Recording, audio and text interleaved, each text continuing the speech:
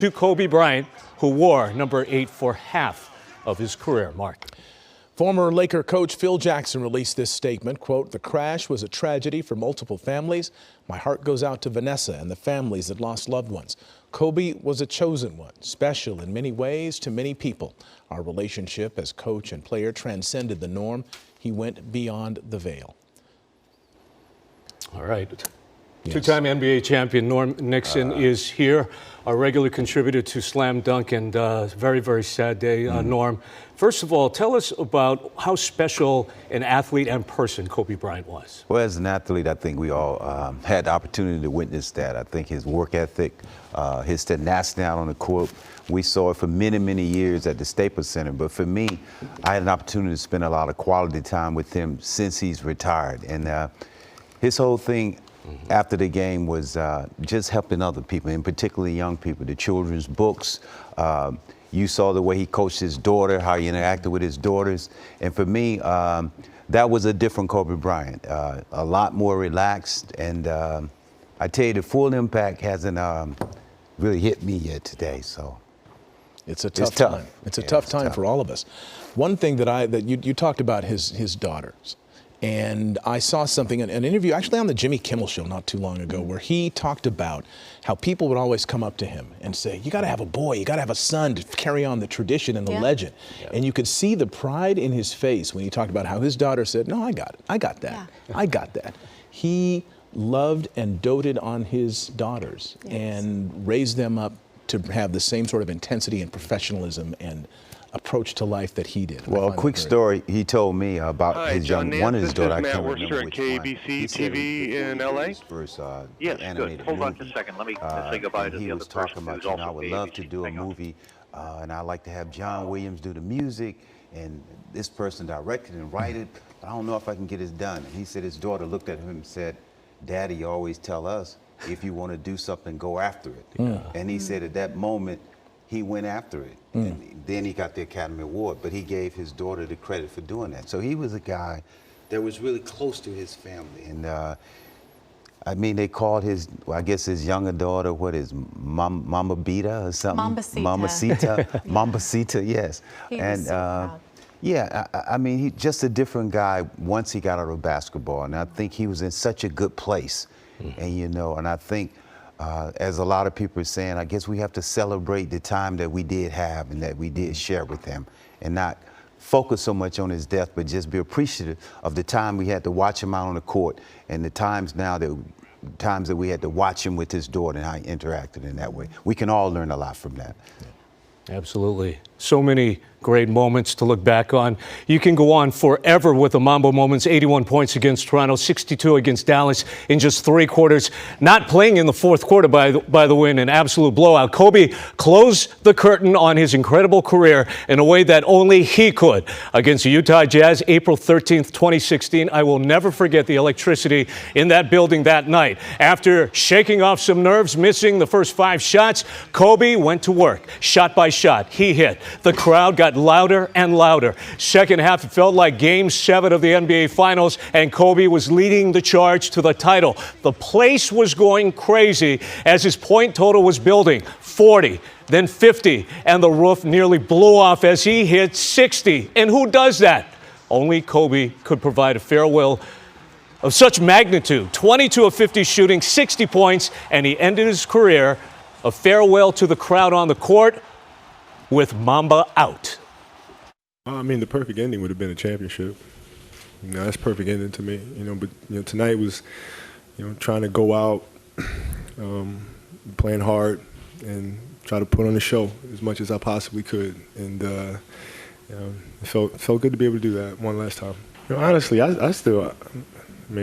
can't believe this actually happened. To be honest with you, it's hard to believe that it happened this way. It really is. Like, I'm still in shock about it, and just the outpouring of support all night long, and my former teammates and the fans and my family, and it was just it's unbelievable, man. Unbelievable. Like, I'm still in shock about it, and I think now I'll allow myself to go back and read a lot of the things and watch some of the commentary and the videos and just kind of take it all in, Maybe the greatest ending to any career in any sport. Former Laker Brian Shaw had a very special relationship with Kobe Bryant as a teammate, then as an assistant coach with the Lakers. An emotional Brian Shaw spoke earlier today on NBA TV about his bond with Kobe. I'm 53 years old, and I've dealt with a lot of death in my time. And one of the things that has helped me deal with, my family died in a car accident in 1993. One of the things that kept me going is the fact that while they were here, we lived and we made a lot of memories together. And when they're gone, that's all that you have are the memories that you made while they were here. And for those Kobe fans that are out there that are feeling like I feel right now, just try and think of all the joy that he brought you, making the highlights that you remember, for all the Laker fans, that the championships that he brought.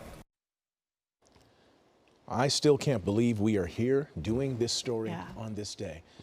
Reaction coming in from the biggest names in sports. As you can imagine, we've seen multiple tweets from Shaquille O'Neal, including this one. Kobe was so much more than an athlete. He was a family man. That was what we had most in common. I would hug his children like they were my own, and he would embrace my kids like they were his. His baby girl, Gigi, was born on the same day as my youngest daughter, Mayara. Dwayne Wade posting an emotional video on Instagram minutes ago showing Kobe and his daughter playing basketball. He wrote, R.I.P. Kobe and Gigi. I know you said keep going, but today we can't. We love you, and we're going to miss you, brother. From former teammate Derek Fisher, struggling to process what is now a reality. Kobe's life after basketball was just beginning, and his second act was going to be even greater. His legacy, Gigi's legacy, both will live on forever. NBA legend Kareem Abdul-Jabbar spoke about Kobe Bryant in a video posted online.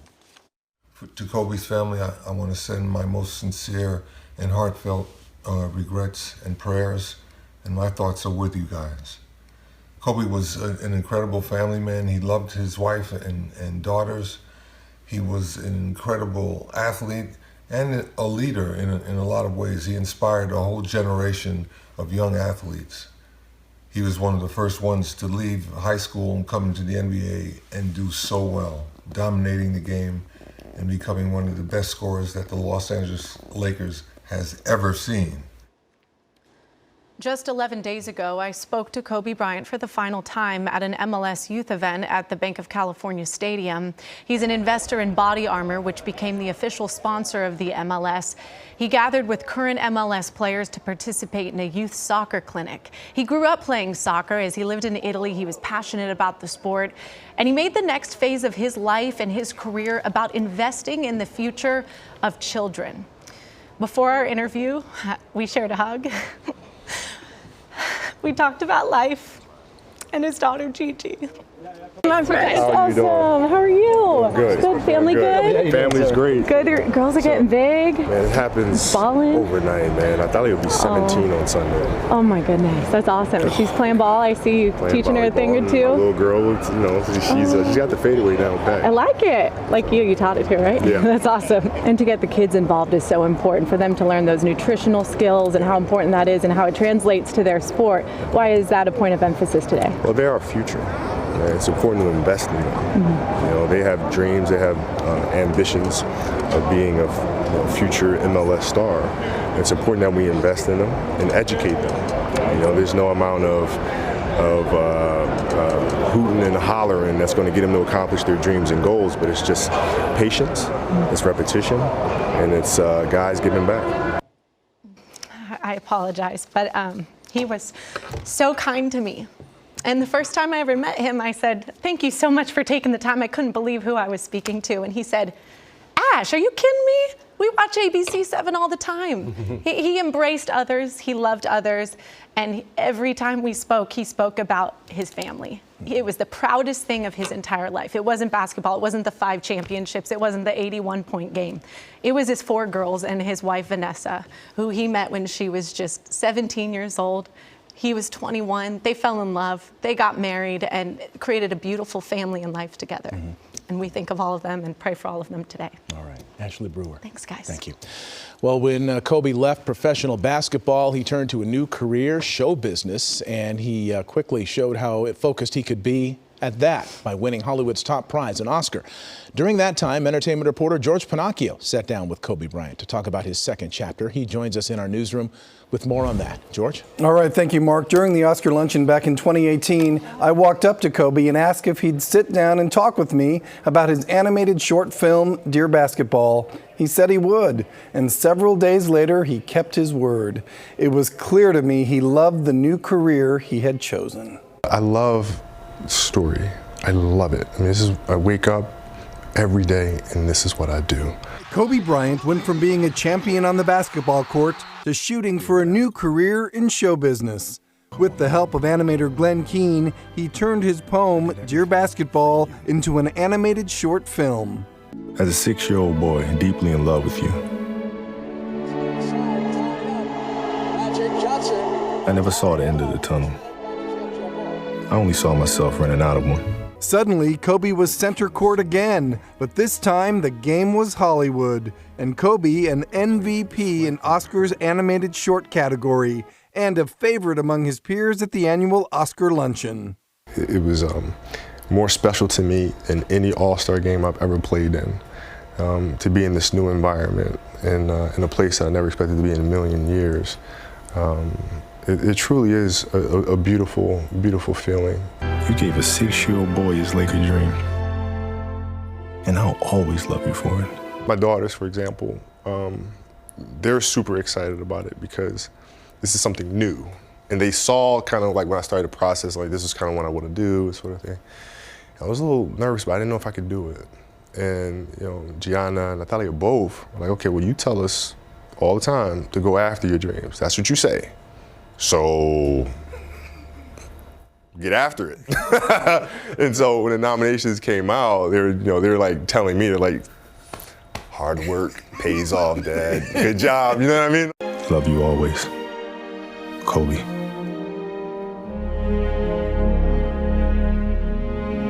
Kobe, of course, would go on to win that Oscar. He told me then he and his team were hard at work on creating new stories to bring to the world. Live in the newsroom, George Pinocchio, ABC7 Eyewitness News. Mark? George, thank you. The story we are following, of course, is his effect on the world. You're seeing it here. You are seeing the outpouring of love and sadness at Staples Center as people gather in honor of Kobe Bryant.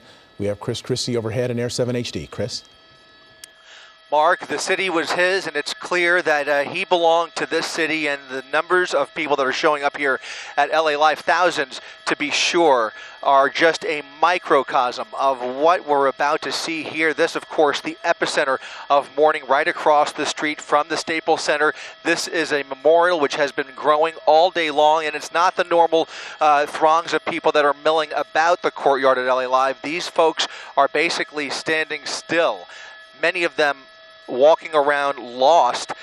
They've been here all day. Some have come and gone, but others have literally been here all day. You can see the candles there in the center of your screen, surrounded by purple and yellow flower petals and rose petals, and shaped in the name of Kobe and Gigi. Just an emotional scene down here that's been playing out all evening long and will continue over the next several days. Reporting live from Air 7 HD, I'm Chris Christie, ABC7 Eyewitness News.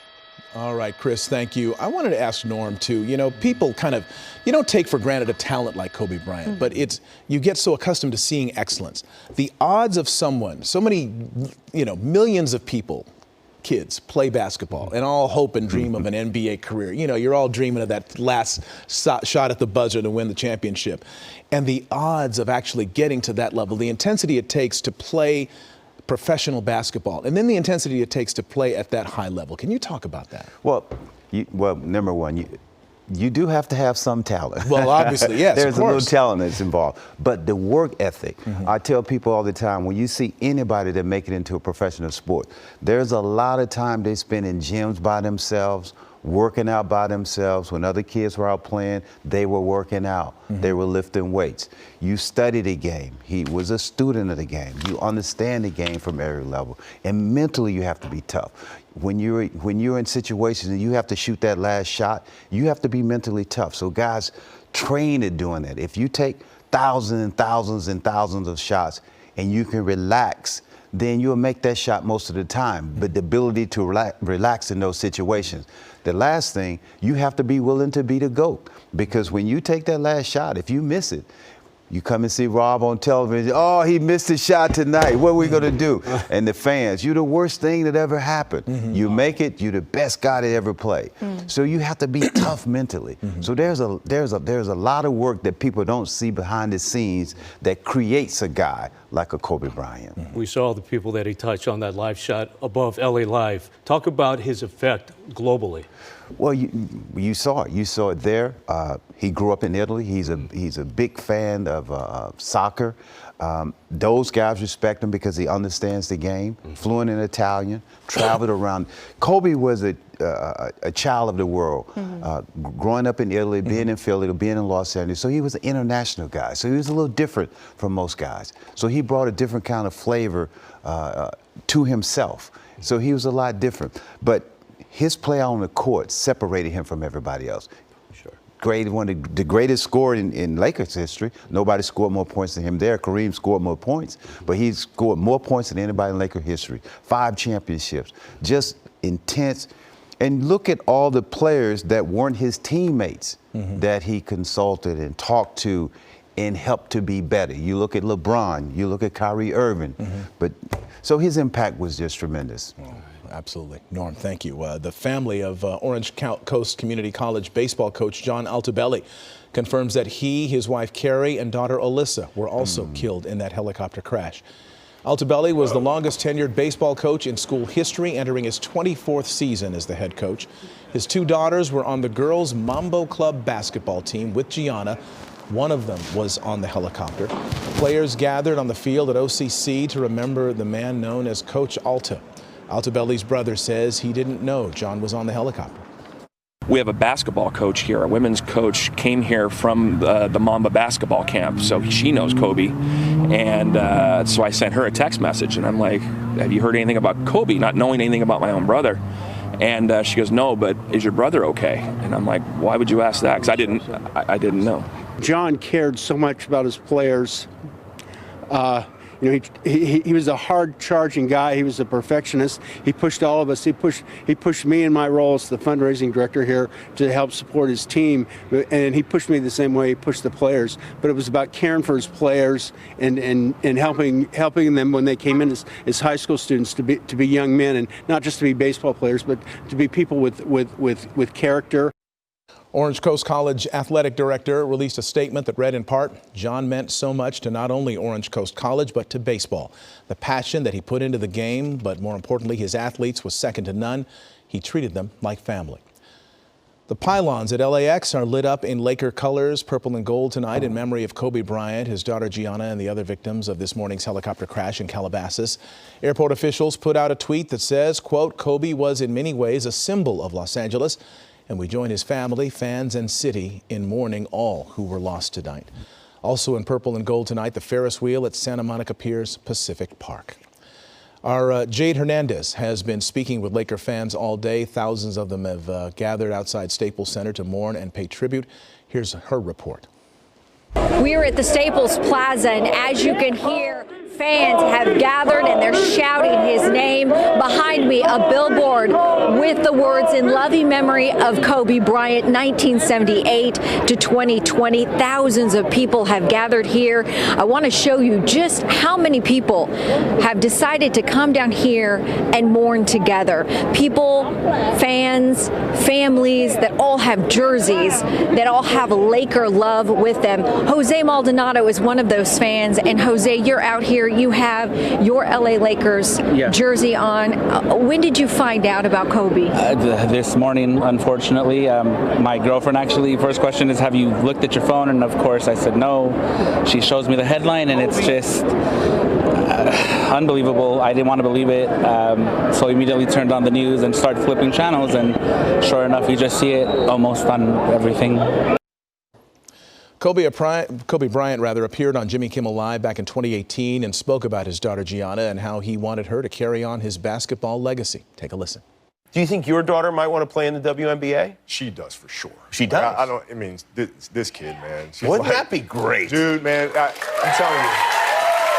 The best thing that happens is when we go out and fans will come up to me and she'll be standing next to me and they'll be like, hey, you gotta have a boy. UNV gotta have a boy, man. You got somebody carry on the tradition, the legacy. She's like, oh, I got this. You know, boy for that. I got this. Like, that's right.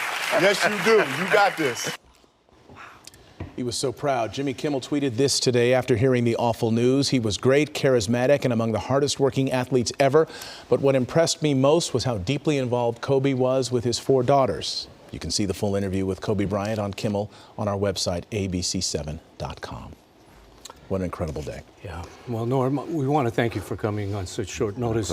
Michael Cooper wanted to make it. He could not, but he said he is just sick. And you know, he is the guy who worked out Kobe Bryant when Jerry West had his eye on Kobe at Lower Merion High School. And Coop was so impressed. All right. And we're going to have more, of course, on this horrific day we are all dealing with. As we close, we're still processing the tragic death of Laker legend Kobe Bryant. The Laker great killed this morning in a helicopter crash along with his 13-year-old daughter and 7 others. The helicopter went down in Calabasas about 9:45 this morning near Las Virgenes Road and Willow Glen Street. Kobe Bryant was one of 9 people on board along with his daughter, 13-year-old Gianna. They were on their way to a travel basketball game when witnesses say there was foggy weather when the helicopter went down quickly, crashed against a hillside, and burst into flames. Our coverage of the helicopter crash that claimed the life of Laker legend Kobe Bryant and 9 others continues on KDOC at 7 o'clock.